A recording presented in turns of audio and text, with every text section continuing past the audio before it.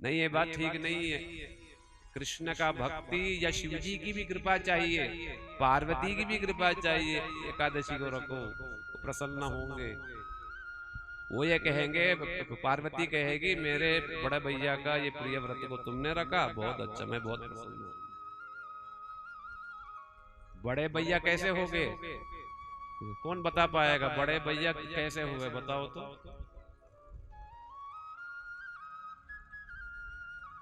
पार्वती के बड़े भैया हुए कि नहीं, कृष्ण की नहीं? कैसे हुए?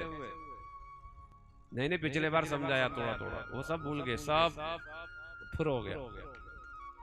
पूरा साल इतना तो संसार की चीजों में इतने व्यस्त रह गए कि साल भर के बाद सब फुर हो गया, सब कुछ भूल गए। नंद बाबा और यशोदा मैया के 2 बच्चे हुए, तो उसमें ये छोटी बहन के रूप में ये जन्म लिया पार्वती, जो बाद में मथुरा लेके आए और कंस के दुराचार उसके ये हाथों से निकल के चली गई विंध्याचल, विंध्यवासिनी के रूप में बैठी है, विंध्याचल में बैठी हुई है।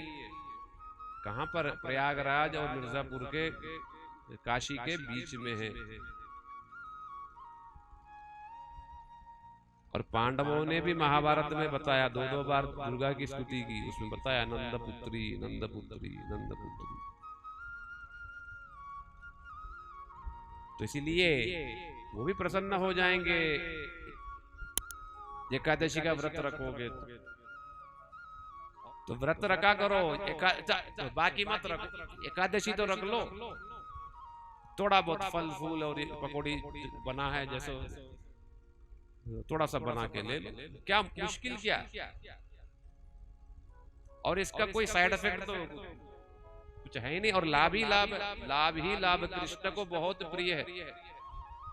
जब कृष्ण ये देखते हैं कि मेरा यह व्रत जिसने रखा वो अपना सब कुछ ही दे देते, और देखते जिसने नहीं रखा कुछ भी नहीं देते हैं, नाराज हो जाते हैं।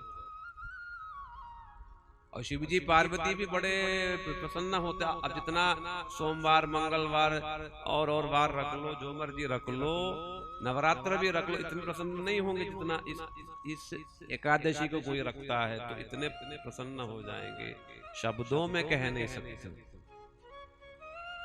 शब्दों में कह नहीं सकते हैं। कोई एक राजा बड़ा दुष्ट व्यक्ति था, खूब सताया, पाप किया।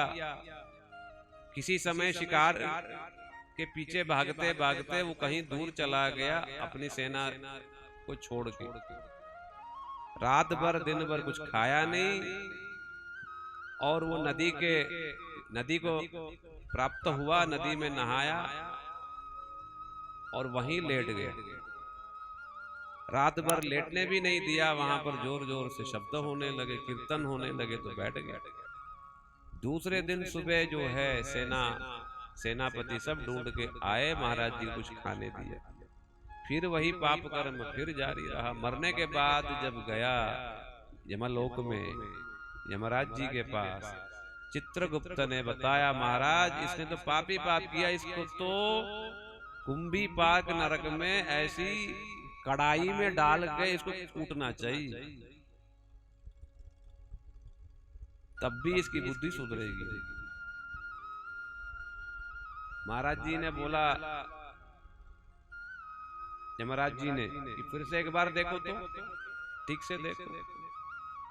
तब जब देखा उन्होंने कहा अरे ये तो एक दिन इसने व्रत रख लिया, और वो दिन क्या निकला, वो दिन एकादशी निकली। यमराज जी ये सुनते ही उसको प्रणाम करने लगे, और वो जो है जाते जाते उसको दिव्य लोकों में ले गई, और दूसरे जन्म में वो साधु ऋषि मुनियों के कुल में जन्म लिया, और वो बचपन से ही भगवान का ये दिव्य महामंत्र लेता था, और एकादशी व्रत रखता था बचपन से ही, यानी 1-2 साल से ही। और जब 5-6 साल का हुआ वो बाहर बैठ जाता था, और जो भी ऋषि मुनि संत लोग, साधारण लोग, गृहस्थ लोग भी पहुंचते थे, सबको वो ये बात कहता था कि भाई आप कुछ करो या ना करो, भगवान का नाम लेते हुए एकादशी व्रत रखो, इसके अलावा मंगल और कुछ भी नहीं। तो उसके पिताजी ने पूछा भाई तू क्यों ऐसे बात कह रहा है? तो तब पिताजी को उसने पिछले जीवन की ये सब बातें बताई कि मेरे साथ ये सब घटनाएं घटी। जब मेरा जैसा दुष्ट व्यक्ति एक व्रत को ना जान करके भी, इसका मंगल नहीं जानते हुए भी यदि रखने से इतना फल है, यदि कोई जानबूझ के प्रेम से कृष्ण की प्रीति के लिए रखेगा तो उस व्यक्ति के लिए क्या नहीं मिलेगा।